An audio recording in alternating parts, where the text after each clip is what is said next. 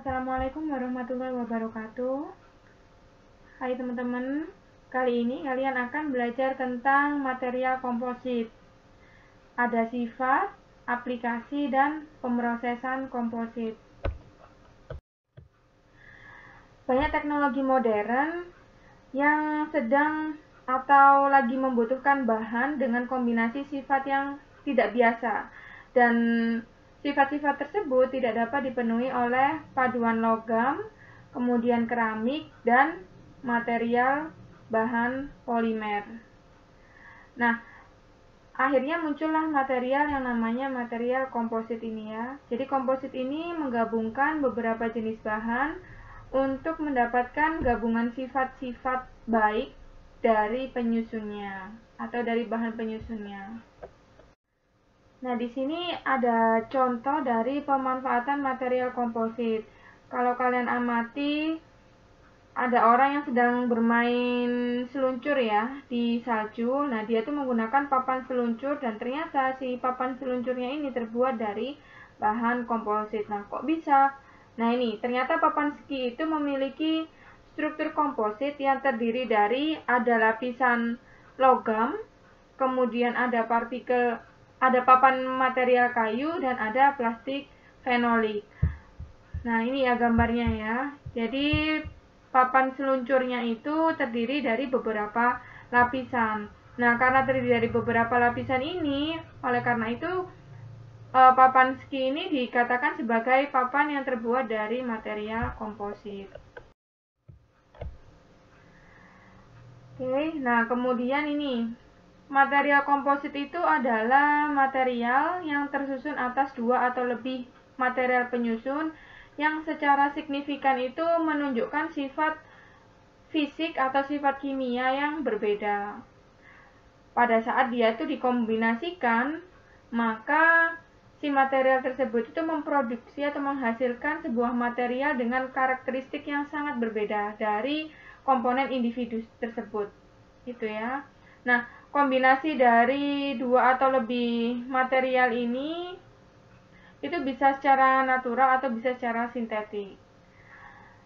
Nah, tujuannya itu apa sih kok ada muncul material komposit ini? Tujuannya itu adalah untuk memperoleh material dengan komposisi atau dengan kombinasi sifat yang kita inginkan. Misalnya nih, kita tuh kepengen menggunakan material yang massa jenisnya itu rendah tapi dia tuh kuat gitu ya. Sebenarnya kalau kita itu mencari sifat ini di material lain, kita mungkin dapat baja gitu ya. Tapi apakah dia itu memiliki berat yang ringan? Tentu tidak kan ya. Sehingga kita itu pengennya itu ya bahan itu kuat tapi dia juga ringan. Itu ya, sehingga muncullah yang namanya material komposit. Nah, ini adalah contoh yang lain. Kalian pasti sudah tahu ya, ini adalah raket itu. Nah, ternyata sebagian besar raket itu saat ini tuh sudah dibuat dari yang namanya material komposit. Nah, material kompositnya itu terdiri atas resin epoksi yang diperkuat dengan serat karbon. Nah, si serat yang digunakan untuk memperkuat material komposit itu tadi, itu akan menyebabkan si raketnya itu menjadi lebih kuat dan juga kaku ya, sehingga dia itu bisa menahan beban seperti itu. Nah, kalau misalnya kita itu hanya menggunakan material ini hanya terbuat dari material resin saja atau terbuat dari material serat aja, maka dia itu tidak mungkin akan menunjukkan sifat kekakuan dan juga kekuatan yang tinggi. Seperti itu. Kalau kita pakai resin aja misalnya ya, maka dia itu mungkin aja dia itu ulet, tapi ternyata dia itu tidak menunjukkan kekuatan yang tinggi. Tapi kalau kita menggunakan material fiber atau material serat ini aja untuk pembuatan raket ini, maka raket itu kemungkinan besar itu akan mudah patah. Seperti itu ya. Nanti akan saya jelaskan kenapa kok seperti itu. Dari contoh yang sudah saya berikan tadi itu terlihat bahwasannya ternyata memang material konvensional itu tidak mampu memenuhi sifat yang dibutuhkan teknologi, sehingga perlu adanya kombinasi. Nah, kombinasi ini dilakukan dengan cara menggabungkan dari beberapa material ya, sehingga muncullah yang namanya material komposit. Nah, berarti sifat komposit ini seperti apa? Sifat komposit itu merupakan gabungan dari sifat material penyusun. Kemudian, sifat dari komposit ini ternyata bergantung pada sifat fasa penyusunnya, jumlahnya, geometri dari seratnya. Itu ya. Nah, secara umum komposit itu terdiri dari dua fasa. Ada fasa matriks dan ada fasa terdispersi atau fasa penguat. Itu ya. Nah, fasa terdispersi ini itu dikatakan sebagai serat. Nah, serat itu merupakan material yang umumnya jauh lebih kuat dari matriks. Fungsi dari fasa ini atau fungsi dari serat ini adalah untuk memberikan kekuatan tarik. Nah, kemudian ada yang namanya fasa matriks. Fasa matriks itu berfungsi untuk melindungi serat dari efek lingkungan dan kerusakan akibat benturan. Oke, setelah ini saya akan jelaskan fasa matriks dan fasa terdispersi ini secara detail ya.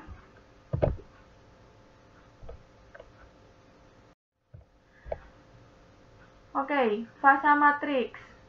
Fasa matriks itu merupakan bagian penyusun terbanyak dalam komposit. Fungsi dari fasa matriks ini adalah untuk memberikan bentuk pada komposit. Nah, fasa matriks ini berfungsi sebagai pengikat atau penyangga yang menjaga kedudukan antar fasa penguat atau serat itu tadi ya, serta mentransfer tegangan kepada penguat. Nah, si matriks ini itu melindungi fasa penguat dari kerusakan yang mungkin diakibatkan oleh lingkungan atau secara mekanis dalam batasan tertentu. Sifat dari matriks ini umumnya adalah ulet, kemudian dia tuh punya kekuatan dan rigiditas yang lebih rendah daripada penguatnya. Oke, selanjutnya fasa penguat. Fasa penguat ini berfungsi untuk menerima beban yang diberikan pada komposit. Contohnya itu misalnya ini ya, fibrous komposit berserat itu akan menerima 70% sampai 90% beban. Nah, fungsi lain dari fasa penguat ini adalah untuk memberikan kekakuan, kekuatan, dan ketangguhan.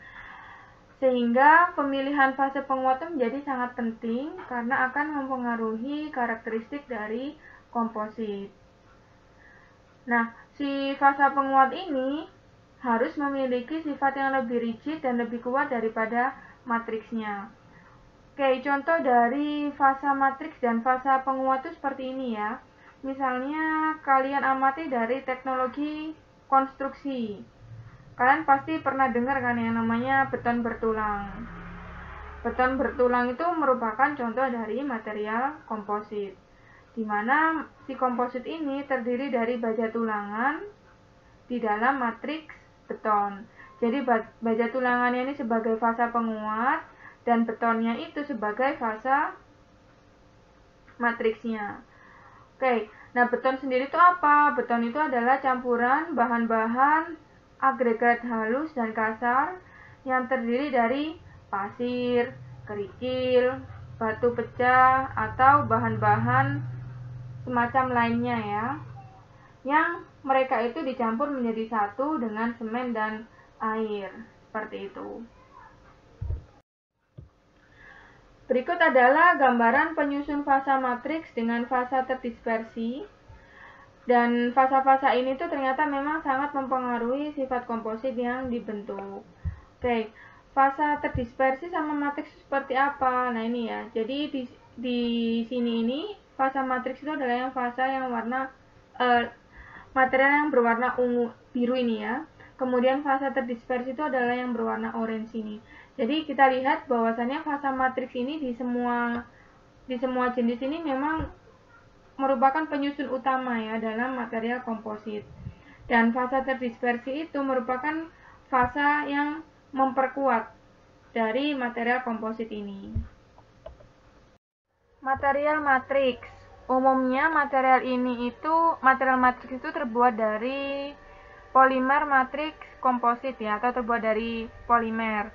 Nah, si material matriks ini berfungsi untuk mengikat ya, mengikat atau merekatkan material fiber sehingga tumpukan fiber itu bisa merekat dengan kuat. Nah, si matriks ini akan saling mengikat material fiber sehingga beban yang dikenakan pada komposit itu akan menyebar secara merata. Selain itu, si matriks ini juga berfungsi untuk melindungi fiber dari kerusakan yang diakibatkan oleh cuaca ya, misalnya dari faktor lingkungan atau dari faktor mekanik seperti itu. Kemudian matriks dari PMC ini adalah polimer yang bisa dari termoset atau termoplastik. Terdapat dua jenis kegagalan yang mungkin terjadi pada material komposit. Yang pertama itu adalah transverse tensile failure, berarti kegagalan yang diakibatkan karena adanya kekuatan tarik. Kemudian ada shear failure, berarti kegagalan yang diakibatkan karena adanya pergeseran. Nah, kalau dilihat dari gambar ini, kalian bisa amati ada yang warna kuning, ada yang warna hitam ya. Yang warna kuning itu adalah matriks, kemudian yang warna hitam itu adalah fiber.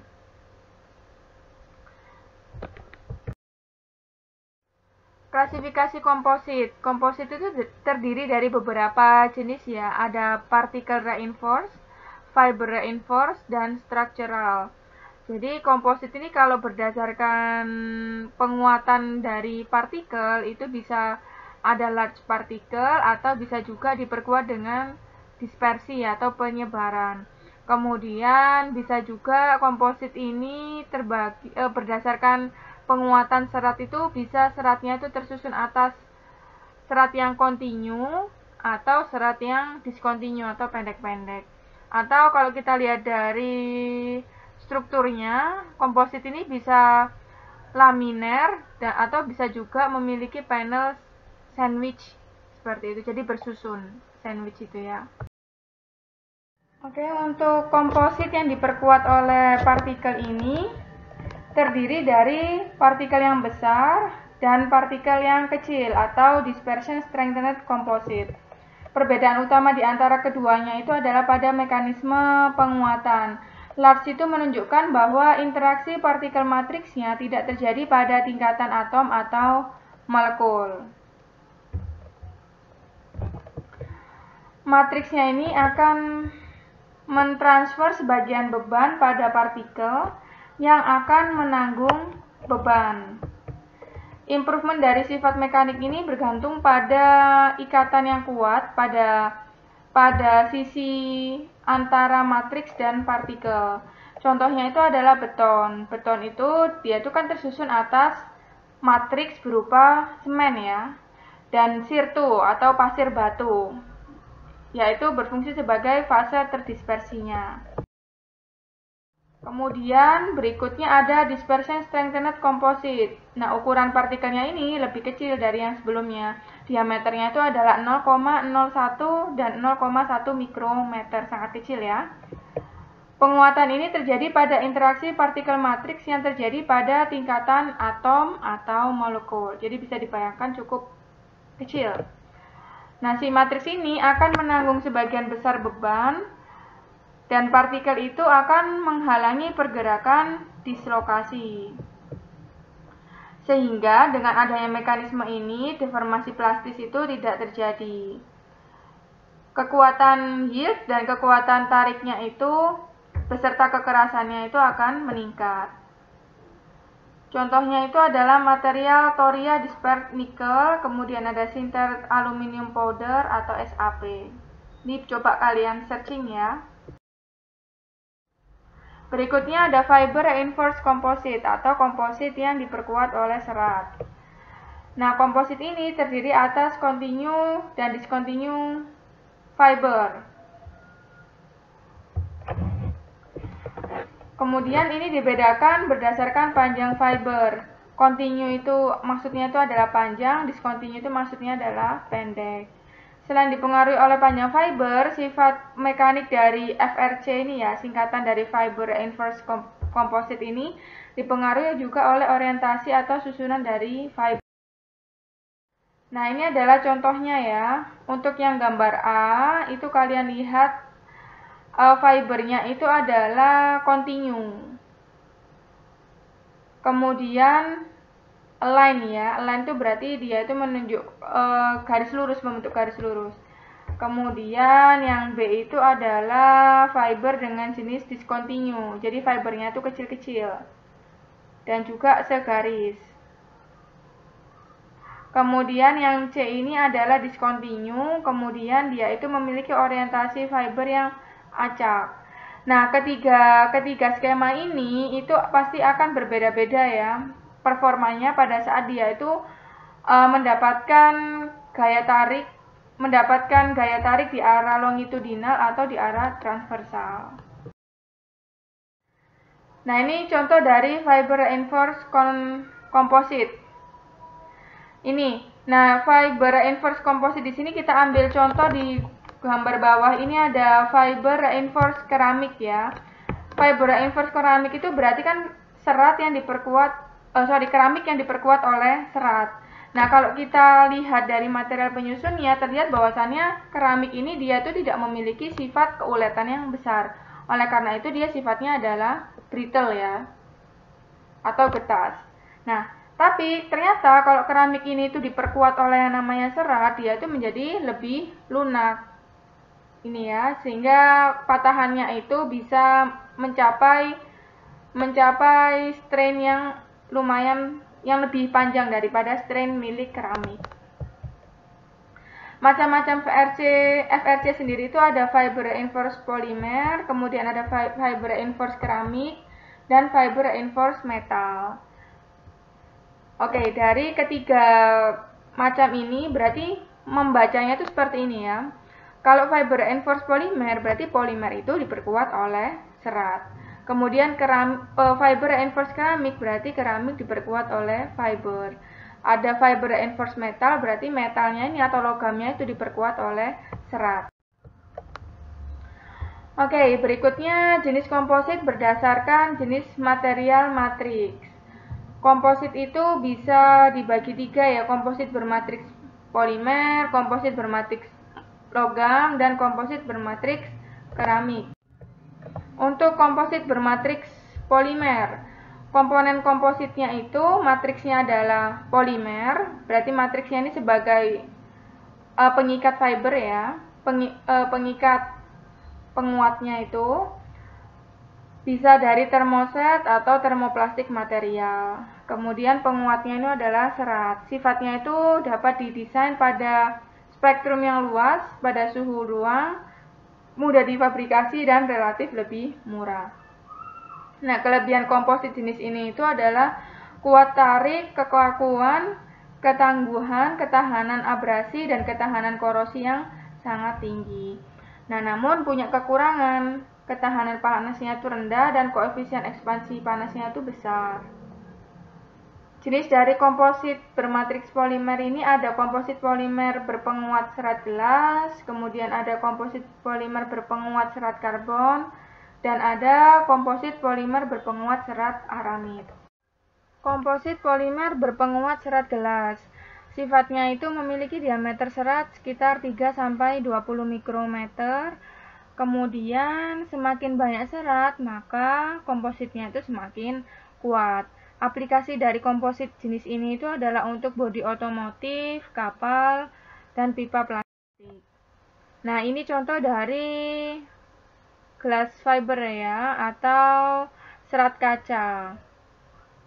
Jadi kalian amati di sini diameternya sangat kecil ya. Ini tuh merupakan menggunakan kamera yang memiliki resolusi yang sangat tinggi sehingga dia dapatkan gambar sampai sedetail itu. Berikutnya, komposit polimer berpenguat serat karbon. Sifatnya itu modulus spesifik dan kekuatan spesifiknya paling tinggi. Kekuatan tarik dan modulus elastisnya itu bertahan pada suhu tinggi, tahan oksidasi, tidak dipengaruhi uap air. Sifat fisika dan kimianya itu bervariasi dan proses pembuatannya itu tidak mahal. Aplikasinya yaitu alat olahraga, struktur pesawat terbang, dan tabung motor roket. Berikutnya, komposit polimer berpenguat serat aramid. Sifatnya itu memiliki sifat kekuatan tarik tinggi, modulus elastisitas tinggi, elongasi rendah sebelum titik patah, ringan, tahan api ya. Kemudian kelemahannya itu dia tidak bisa menahan air ya, tidak kedap air, kemudian susah dipotong dan kekuatan tekannya itu rendah. Aplikasi dari komposit ini untuk produk anti peluru dan alat olahraga. Komposit bermatriks logam. Sifatnya itu adalah ulet, dipakai pada suhu tinggi, kemudian sifatnya juga ringan dan tahan aus, beserta distorsi. Nah, pemrosesannya atau pembentukannya itu bisa melewati sintesis dan pembentukan. Sintesis itu apa? Sintesis itu berarti penguat itu dimasukkan ke dalam matriks logam. Aplikasinya ada komponen mesin mobil dan pesawat ulang-alik. Nah, ini adalah tabel yang menunjukkan beberapa jenis komposit yang diperkuat oleh fiber kontinu dan segaris ya atau align. Fibernya ini ada berbagai macam jenis, ada karbon, boron, SiC, alumina, karbon, borsik. Nah, ini kalian bisa lihat sendiri ada nilai kekuatan tariknya ya di arah longitudinal. Kemudian ada juga konten fibernya. Di sini kita lihat bahwasannya konten serat itu yang paling tinggi adalah dimiliki oleh SiC ini ya, atau silikon karbida. Komposit bermatriks keramik. Nah, keramik ini kenapa sih kok pengen dijadikan komposit ya?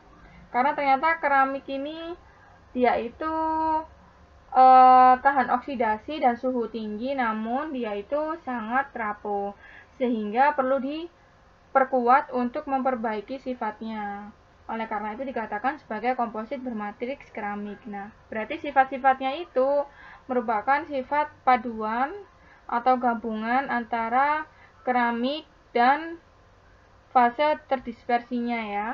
Yaitu ini kekuatan mekaniknya tinggi, ketahanan kejut tinggi, kekakuan tinggi, stabilitas panas tinggi, ketahanan korosi tinggi, dan berat jenisnya rendah. Komposit struktural. Komposit struktural ini terdiri atas material homogen dan material komposit. Kekuatannya itu tidak hanya tergantung pada sifat material penyusun, tetapi juga tergantung pada desain geometri. Komposit struktural itu ada 3 jenis ya. Di sini ada komposit laminer, berarti dia itu memiliki lapisan yang memiliki kekuatan pada arah tertentu. Contoh penggunaannya itu adalah kayu lapis, kulit sayap pesawat terbang, dan papan ski. Seperti yang saya contohkan tadi ya, papan seluncur itu dia memiliki beberapa lapis, itu berarti masuk ke komposit laminer. Kemudian ada panel sandwich. Panel sandwich itu berarti ini ya, komposit yang memiliki 2 lapisan aja. Jadi 2 lapisan ini ternyata sangat kurang sebagai kulit terluar, sehingga dia itu dipisahkan oleh inti yang terbuat dari material yang lunak atau kurang padat. Kemudian ada struktur sarang lebah atau honeycomb. Honeycomb ini merupakan foil tipis dibentuk menjadi sel heksagonal dengan sumbu tegak lurus terhadap bidang kulit. Aplikasinya ini sayap dan ekor pesawat terbang. Nah, ini adalah gambar dari struktur komposit laminer dan struktur komposit inti honeycomb. Kalau struktur komposit laminer itu bentuknya seperti ini ya, garis-garis lurus ini aja. Tapi kalau kalian amati secara detail, ini ternyata garis-garis lurus kompositnya ini tersusun atas garis-garis lurus yang berbeda arahnya. Yang pertama ini arahnya itu adalah searah sumbu Y, tapi yang kedua ini searah sumbu X. Nah, fungsinya ini buat apa? Fungsinya ini, konfigurasi ini itu berfungsi untuk meningkatkan kekuatan. Kemudian struktur komposit berikutnya itu struktur seperti sarang lebah ya. Nah, struktur sarang lebah ini atau dinamakan honeycomb itu dia tuh memiliki area ikatan yang lebih besar, sehingga bisa meningkatkan sifat mekanik inti dengan menstabilkan dinding sel, dan bisa meningkatkan sifat isolasi thermal dan juga akustik. Jadi kalau kita menggunakan material jenis ini, maka material ini itu bisa tahan panas dan juga bisa kedap suara. Oke, seperti yang saya ceritakan tadi, bahwasannya material komposit itu tersusun atas dua penyusun material. Ada material fibernya sebagai fasa terdispersi dan ada fasa matriks yang berfungsi untuk mengikat si fiber itu tadi. Nah, kalau kita lakukan uji tarik, maka terlihat di sini itu bahwasannya material fiber ini sifatnya itu adalah apa kira-kira kalau seperti ini nih. Nah, ini sifatnya itu kaku, di mana dia itu memiliki nilai stres yang tinggi ya. Tapi dia itu sifatnya yang tidak disukai adalah getas. Nah, di sisi lain untuk komponen matriksnya ini, sifatnya itu adalah lunak, tetapi dia itu adalah sangat ulet. Sehingga kita itu kalau tidak menginginkan kedua material ini dioperasikan secara individu. Oleh karena itu kita perlu mengkombinasikan untuk menghasilkan material yang memiliki karakteristik yang seperti kita inginkan. Dalam hal ini itu adalah material komposit. Pada saat material komposit itu dikenai beban, maka material tersebut itu akan menunjukkan sifat elastis. Nah, untuk mengetahui kira-kira bagaimana sih sifat elastis ini atau berapa sih nilai parameter yang terkait dengan sifat elastis ini, maka kita perlu melihat nilai beban di masing-masing fasa, dari fasa matriksnya maupun dari fasa serat atau fasa fibernya. Nah, ini contohnya ya. Kan kalau kita lihat di sini, untuk yang silinder ini, 5 silinder ini dinamakan dengan fasa serat atau serat sebagai penguat. Sementara yang warna coklat itu adalah matriksnya. Kemudian kita perlu menentukan terlebih dahulu berapa sih beban yang ditopang oleh komposit ini atau total keseluruhannya ya. Jadi FC atau beban komposit itu nilainya adalah beban dari matriks ditambahkan dengan beban dari fibernya atau beban dari serat. Nah, kita tahu bahwasannya beban itu sama dengan tegangan dikalikan dengan luasan penampangnya. Oke, kita lihat di sini kalau FC ya berarti tegangan di material komposit itu dikalikan dengan luasan keseluruhan yaitu AC. Kemudian kalau FM ini ya berarti tegangan matriksnya dikalikan dengan luasan matriks ditambahkan dengan FF, berarti tegangan fibernya ini dikalikan dengan luasan fiber. Nah, dari sini kita kan bisa ya membagi dengan AC ya. AC ini kan luas keseluruhan penampang. Jadi kalau kita bagi AC, maka di sini kita lihat ada rasio. Rasio AM dibagi AC, berarti AM per AC itu adalah fraksi luasan matriks. Jadi kira-kira berapa persen sih matriksnya itu dibandingkan dengan fibernya. Nah, itu kan kita bisa lihat perbandingannya dari sini. Pun demikian juga untuk yang AF per AC ini juga sama ya. Ini adalah fraksi luasan fiber.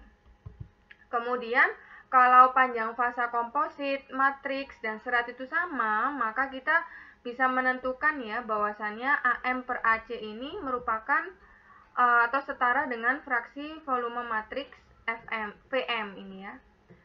Jadi kalau kita tuliskan, maka rasio dari luasan fiber dibagi dengan luasan komposit itu nilainya sama dengan volume dari fibernya, gitu ya. Jadi kalau kita masukkan penyederhanaan ini, masukkan asumsi ini ke dalam persamaan yang di atas ini ya, maka kita dapatkan untuk mencari tegangan komposit atau tegangan totalnya itu sama dengan tegangan matriks dikalikan volume matriks ditambah dengan tegangan fiber dikalikan dengan volume fiber. Dengan menggunakan asumsi regangan itu sama di semua komponen atau isostrain, maka kita bisa tuliskan seperti ini ya. Jadi regangan di komposit itu sama dengan regangan matriks sama dengan regangan fasanya. Kemudian dari persamaan di slide sebelumnya, maka kita bisa tuliskan menjadi seperti ini. Gitu ya. Jadi tiap suku dapat dibagi dengan regangannya.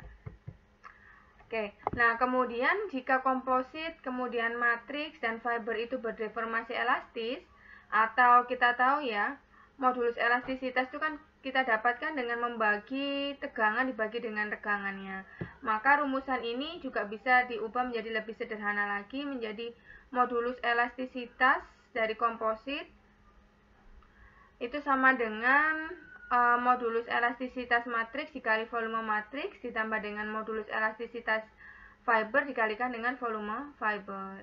Nah, kalau kita lihat bahwasannya volume matriks ditambah volume fiber itu kan merupakan satu kesatuan ya, sehingga ini dituliskan sama dengan 1. Sehingga persamaan akhirnya menjadi seperti ini. Kemudian untuk pembebanan longitudinal atau pembebanan secara vertikal, rasio beban yang ditanggung oleh fiber terhadap beban yang ditanggung oleh matriks bisa kita tuliskan seperti ini. Ini ya. Jadi untuk menghitung nilai bebannya itu disesuaikan dengan berapa sih nilai dari modulus elastisitasnya, kemudian dikalikan dengan berapa volumenya.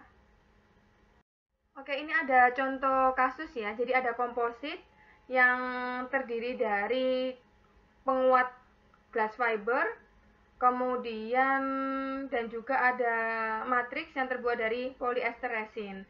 Nah, si glass fiber ini terdiri dari 40%, kemudian dia punya modulus elastisitas sebesar 69 GPa.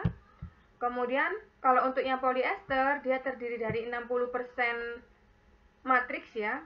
Jadi istilahnya mendominasi sebesar 60%.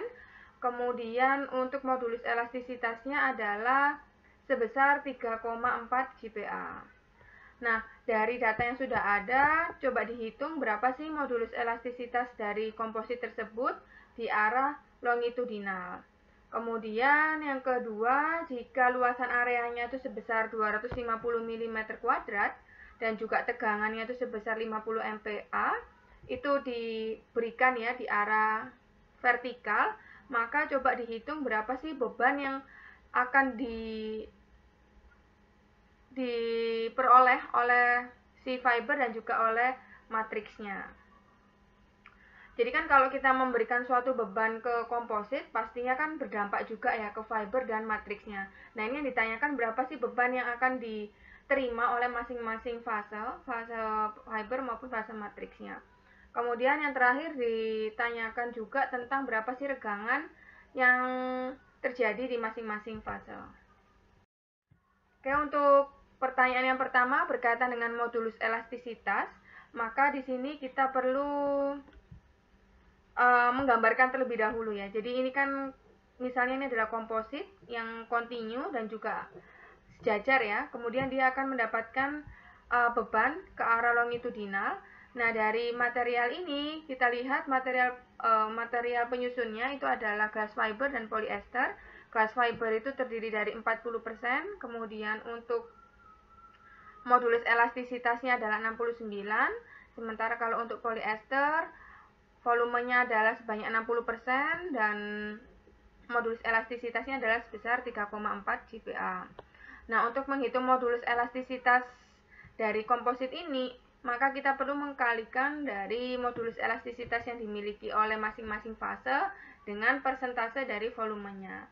Nah, jadi dari perkalian ini kita dapatkan modulus elastisitasnya adalah sebesar 30 GPa. Gitu. Nah, sementara kalau untuk beban fiber, berarti kita mencari F-nya ini ya, FF ini ya. Nah, untuk mencari FF ini, maka langkah yang paling mudah itu adalah kita harus lihat dulu rasionya itu berapa antara beban fiber dan juga beban matriksnya.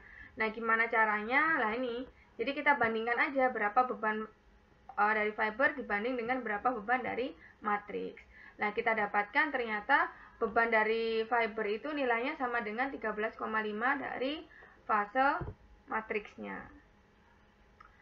Oke, kemudian kita tentukan juga berapa sih besar dari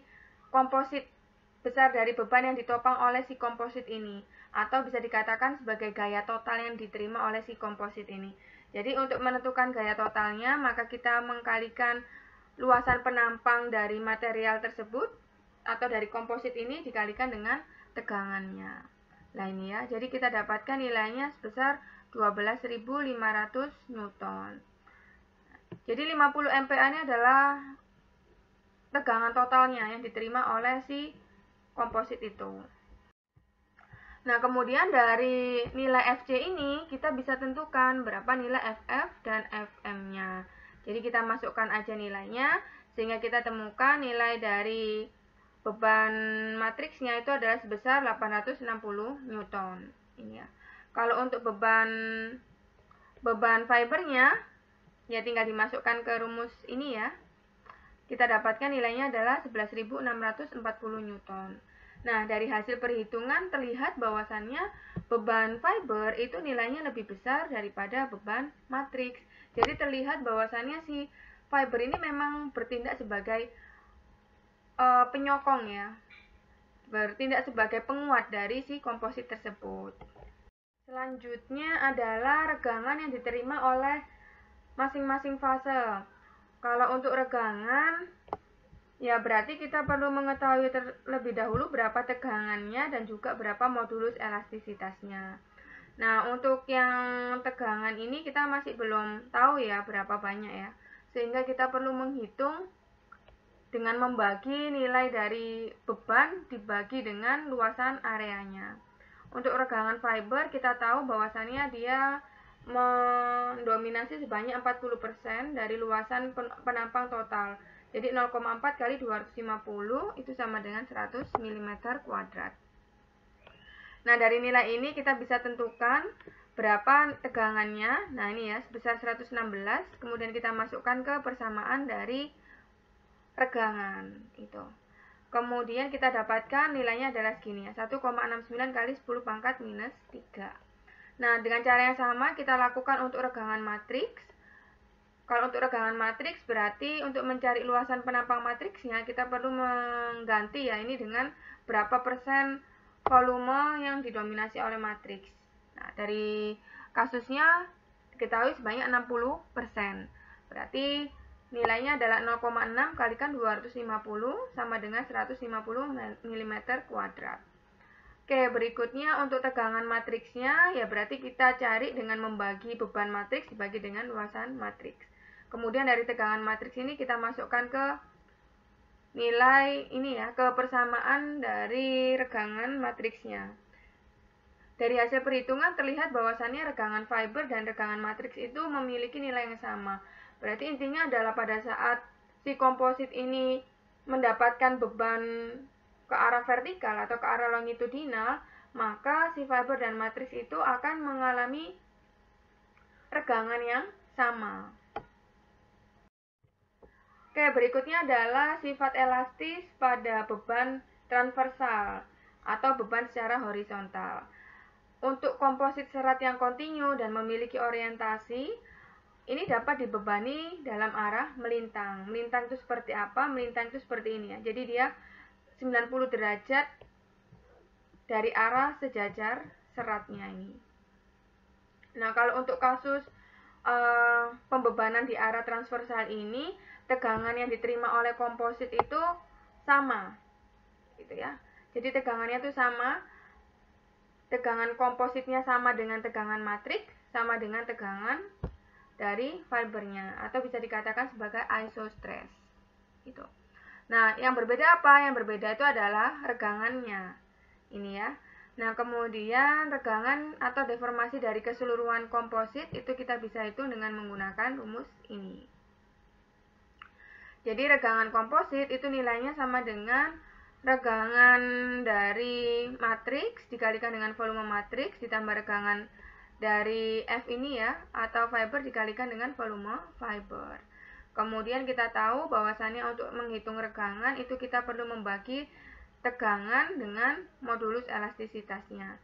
Sehingga dari persamaan ini kita bisa sederhanakan menjadi seperti di bawahnya nih ya. Oke, berikutnya untuk mengetahui regangan,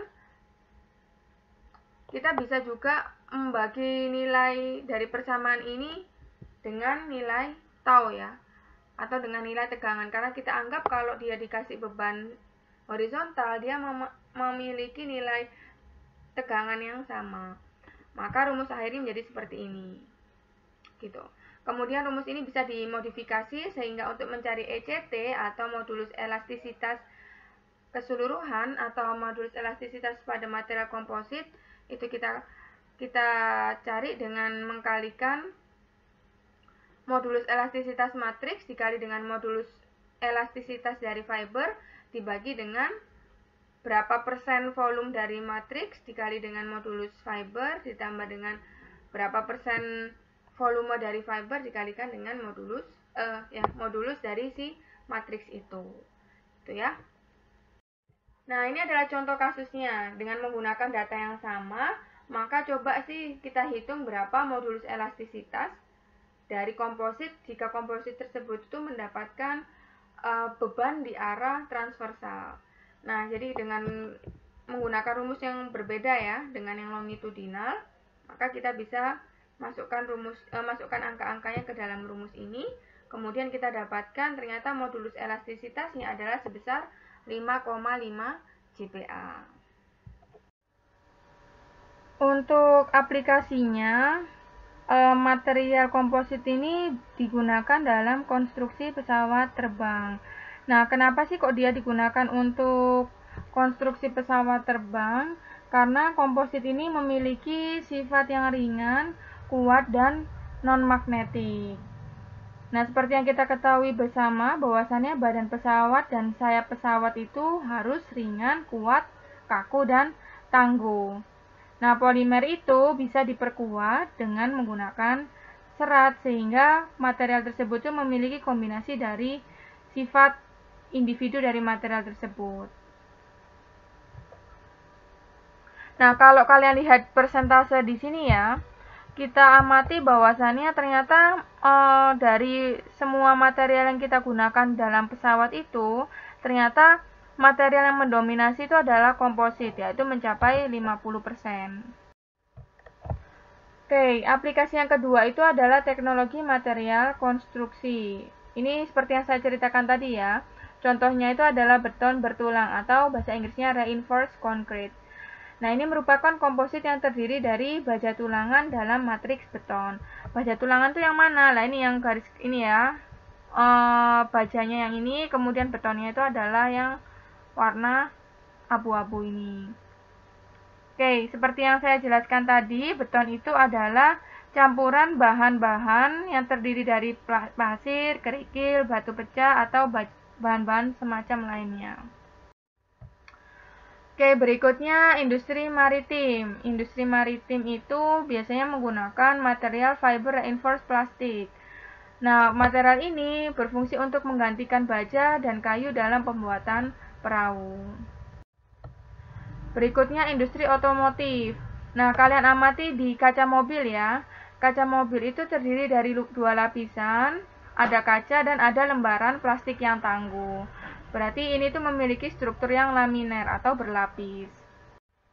Ini adalah contoh dari material komposit berikutnya, yaitu material yang terdiri dari aramid dan aluminium. Kalau kalian amati di sini ini, ternyata material aluminium dan aramid atau polimer ini direkatkan ya satu sama lain. Kemudian fungsinya material ini buat apa? Material komposit ini buat apa sebenarnya? Nah, ini fungsinya itu adalah untuk tahan dari sambaran petir dan juga tahan terhadap yang namanya kelelahan. Nah, ini adalah grafik yang menunjukkan pengaruh orientasi serat terhadap kekuatan tarik dari material ini fiberglass ya, epoksi yang diperkuat oleh fiberglass. Kita lihat di sini orientasinya itu ada 0 derajat, 30 derajat, 45 derajat, 60 derajat, dan 90 derajat. Ternyata semakin besar derajatnya, derajat dari orientasi fiber ini, ternyata dia itu memiliki kekuatan tarik yang rendah. Jadi kekuatan tarik yang tinggi itu diperoleh diperoleh oleh fiber yang memiliki orientasi 0 derajat. Ini adalah soal yang saya ambil dari buku Kalister ya. Ini coba dikerjakan. Dan sebenarnya ini kalau kalian paham tentang penjelasan saya tentang modulus elastisitas pada saat suatu komposit itu dikenai beban longitudinal maupun transversal, itu kalian insya Allah akan bisa mengerjakan soal ini. Ini adalah gambar terakhir di materi komposit ini. Kalian bisa amati di sini ada ada gambar silinder ini ya. Yang bentuknya silinder ini berarti adalah fibernya. Kemudian fiber ini diikat oleh yang namanya matriks. Nah, fiber itu berfungsi sebagai material rangka yang menyusun komposit. Kemudian si matriksnya ini berfungsi untuk mengikat si fiber agar dan juga melindungi fiber dari kerusakan lingkungan atau kerusakan mekanis. Oke, sekian materi hari ini. Mohon maaf jika saya ada salah. Assalamualaikum warahmatullahi wabarakatuh.